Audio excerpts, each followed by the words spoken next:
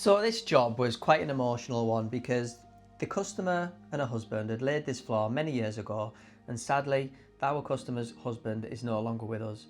But the customer wanted to retain the floor but just take it into the next level by sort of future proofing it and making it more design friendly for some ideas that she had to transform her room.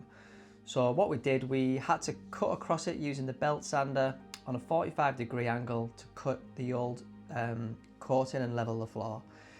So when it was sanded off, you could really see this modern looking colour coming through, which is exactly what the customer wanted. We went with a matte coated lacquer, which was a 1K using the Arboretech Classic Plus range. As you can see, it's really starting to take shape now, and that old dark colour has gone and it's been refreshed and revitalised with this new colour with the sort of beiges, the pinks, the natural colour coming through of the wood. And the customer loved it. It was exactly what she was hoping for, which obviously pleased me very much. So when I revealed it, she was actually aware and she came home to this beautiful floor and she sent me a message saying how over the moon she was.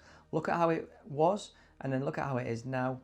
And on this last picture, the customer sent me with it all finished and newly decorated. What a lovely job to be involved with.